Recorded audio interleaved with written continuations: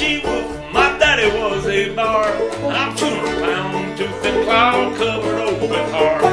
Half fire and half smoke, and the other half is thunder. I am what you might call the eighth wonder. Hey, cowboys, get out of my way, ladies, get in line. I ain't perfect, but I'm close, I'm dying if I'm lying.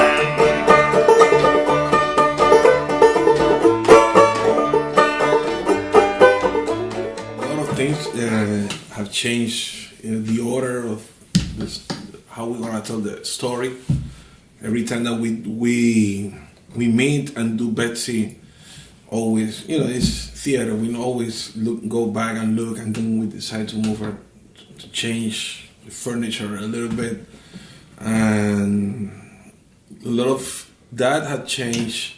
A lot of the new things that we bring in the play is a Puerto Rican cuatro. I'm trying to bring more, to blend more the mountain music from Puerto Rico with Appalachian music. I could say it's a new Betsy that we bring in musically. Theater is a wonderful thing for people who can't handle reality.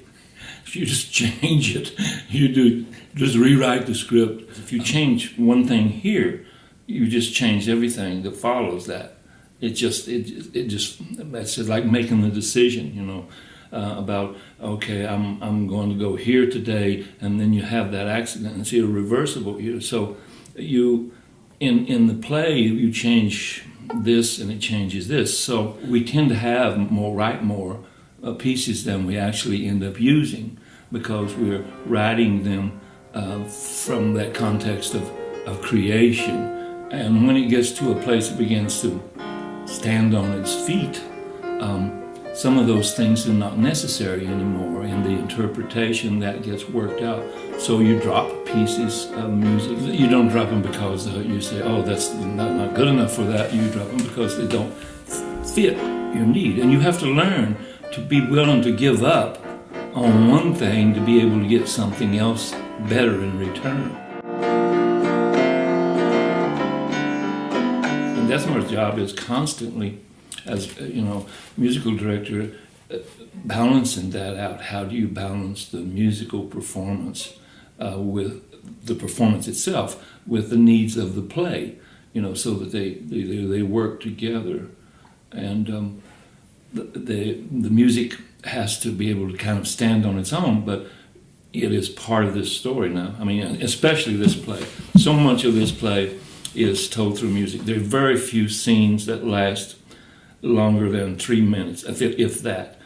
And because the music carries the story, it carries the weight of the story, and it tells the story. So it's critically important that it be just on the cutting edge of being what you need at that moment, how to balance that performance out with the needs of the play.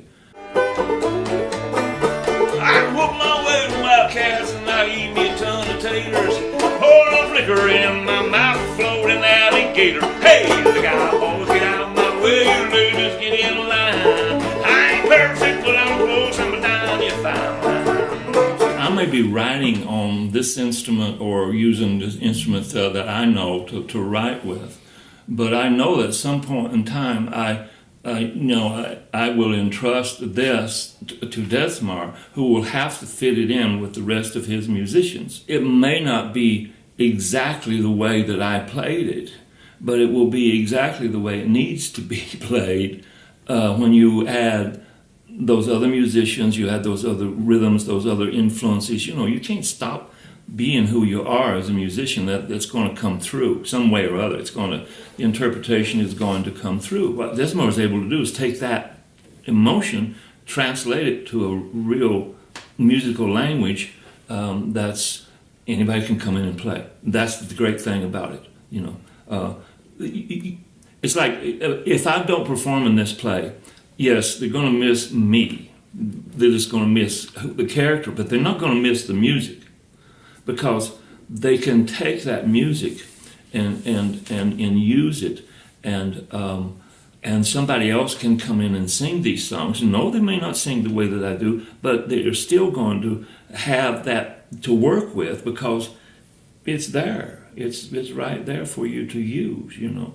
And so again, you learn the lesson that you may be important, but we can do this without you, you know, because the music, the play, the script is bigger than any one person. Every day that we play, that we do BETSY now, I mean, it's not that it's gonna sound different, but I'm not gonna write the music in a way that everybody have to play this simple. No, make the cues, yes, but the song have to be organic. Every time we sing that, we play any song. That's the trick with BETSY and to work with Ron. I learned that through the years. You know, you cannot be today is like this, tomorrow is like this, because we musicians, a lot of musicians, not myself, because I play in bands, whatever, we play the same stuff every day the same way. But with Ron, you know, one day could be faster, tomorrow might be slower. Well, that depends how he feels. You know, that's how we used to do BETSY. You know, so then he started playing the guitar. I said, okay, today he's happy today, he's sad today. That's you know, I'm gonna miss that. You know, he's got it. And the musician that I'm gonna play here with Sylvia, I spoke to her over the phone. I knew that she was the one. You know, didn't have to listen to her playing or anything like that. She was very nice, very nice person, and I knew, you know. Yeah, so we've got a woman who's going to be playing banjo and fiddle, and that will add another level of interest to just the play, because this play is about women, and having that woman musician in the midst of that is going to add a dynamic that's going to be make it even more interesting. You know, again, every time you add in what we do, you add a person or take away a person, it changes things. You know, and you're always looking not for perfection, but the best balance that you can come up with. You know. Yeah.